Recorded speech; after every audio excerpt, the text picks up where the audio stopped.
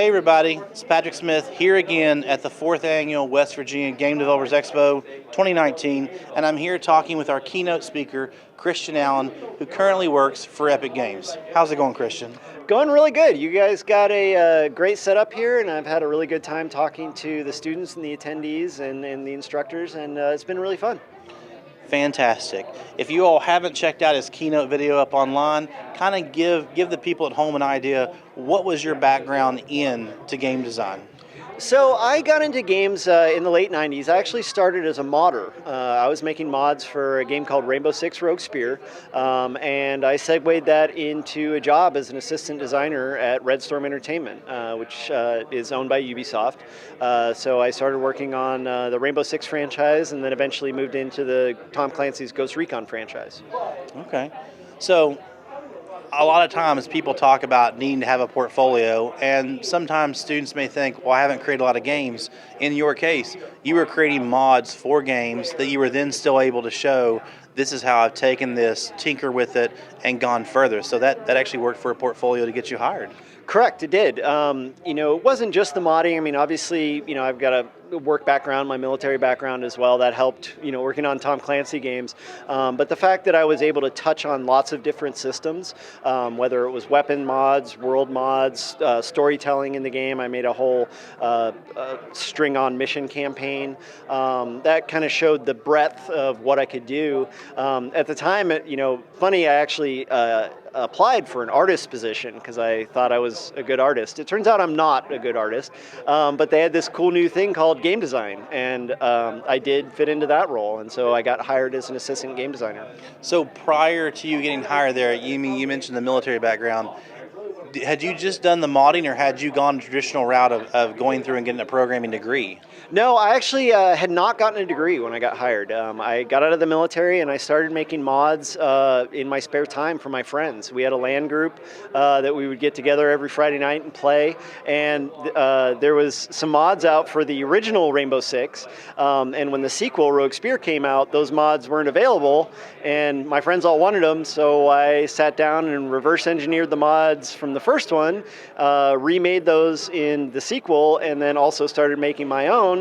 And then at a certain point, I said I should upload these to the internet, and they got popular and had over 100,000 downloads, so turned that in to a job. I did eventually go back and get my degree. I started my degree, got hired by Red Storm. I was still in the Guard after 9/11, so I had to kind of drop out of school to do some of that stuff. But after that, I went back and completed my degree through the Art Institute online. So you started with Red Storm, but I think you showed there was a multitude of games that you'd worked on since then, and one that stuck out to me was Hotel Blind. Can you kind of tell the story about that? Yeah, so Hotel Blind is an interesting case. It actually started as an article that I wrote for Gamma Sutra called 10 Steps to Being an Indie Dev. And the article was basically, get a PC, get a game engine like Unreal, and start making your game. And it was really kind of a call, and get backups. Sure. But it was kind of a call to indies that, stop planning your game and start making your game. That's really the message I was trying to get across.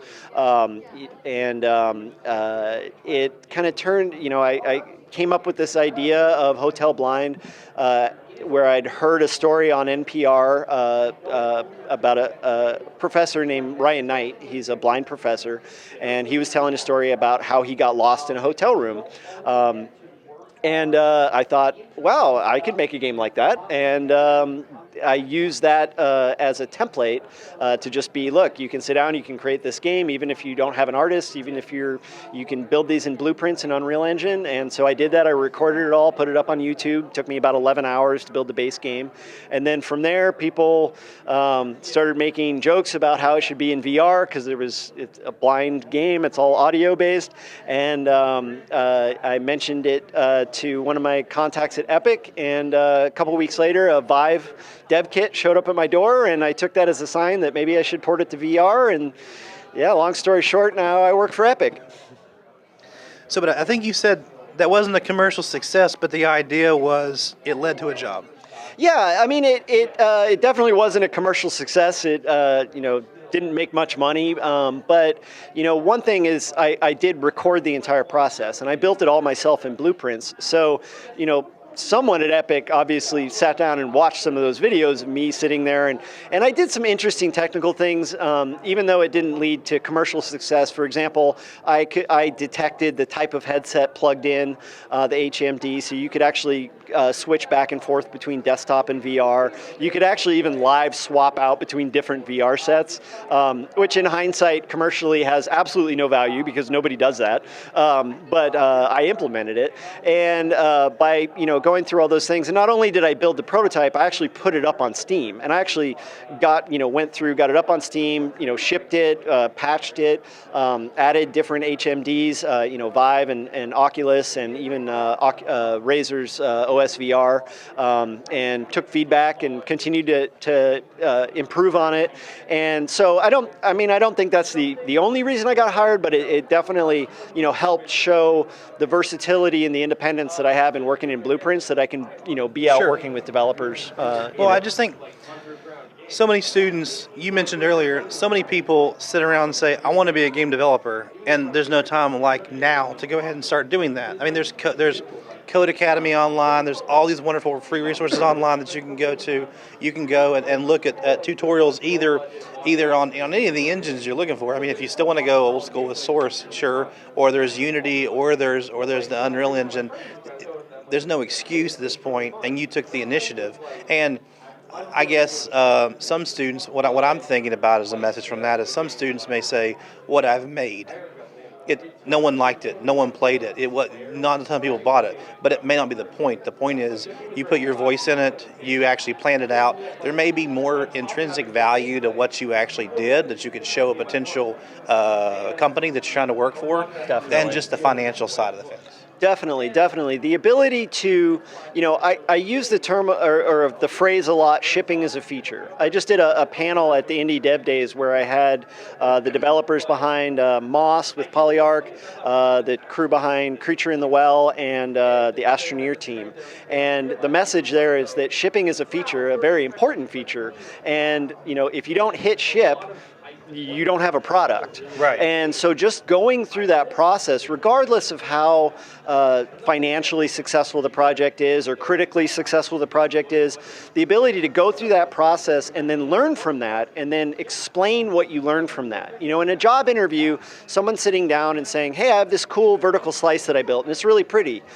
Well, that's neat, but also the ability to sit down and say, I shipped this product, here's what I learned, here's what I would have done differently in the future, or here's this lesson that I'm going to take to all my projects moving forward. That's incredibly valuable, and don't discount that. It's not just about putting something pretty into your portfolio, it's also about the experience you gain, whether it's gathering critical feedback, differentiating between the loudest person in the room and the 1,000 other people that might not say anything but might still have a problem. How would you improve it? How would you make it better? How would you make it more performant? How would you optimize it for different platforms? All those things are valuable experience that we really look to as industry when we're hiring folks.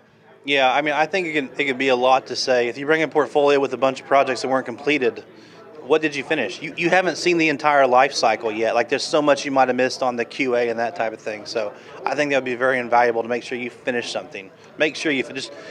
Everyone loves to start something, but they can't always finish it. It's very easy to get started, and even if you don't actually ship it out to consumers, if you're focused on something like an Xbox build or a mobile build that you push to even yourself, but you've actually got it on the platform, there's steps to taking a game from an engine like Unity, Unreal, and getting through that process of cooking out a version for, say, Android and getting it on the Android phone.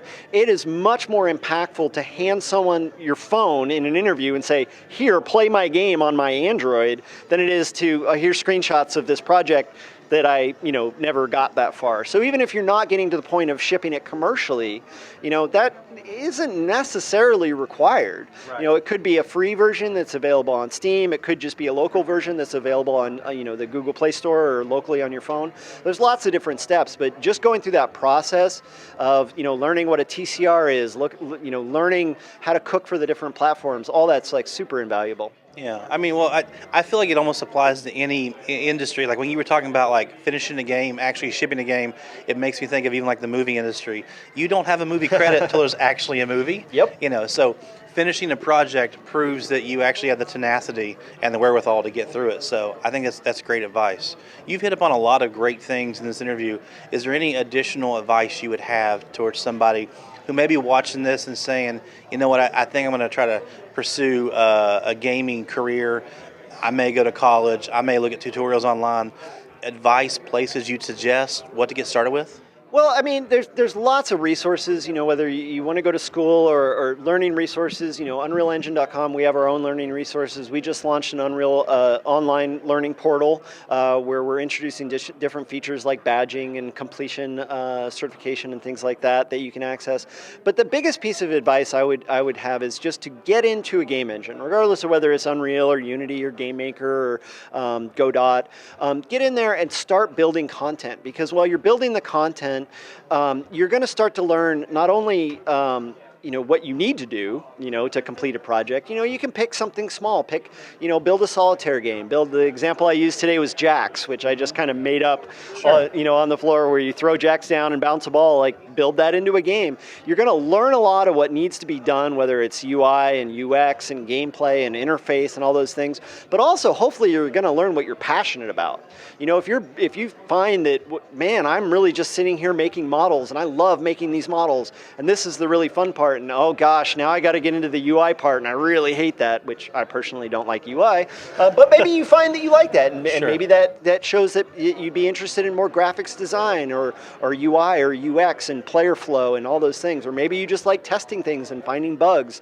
Like learning what you're passionate about and what you're talented at by doing full projects or larger scope things rather than just lots of little slices, I think can be very educational, both for yourself and building a portfolio and getting that experience, but helping you find what you're good about. Because just wanting to, I want to work in games, well, that's cool. The games is a cool industry, but you need to have a talent and a skill, and there's going to be a lot of competition. Sure. So being able to specifically nail down of like, hey, I'm really good at planning, or I'm really good at art, or I'm really good at design, or engineering, or QA, all those various different things is really critically important.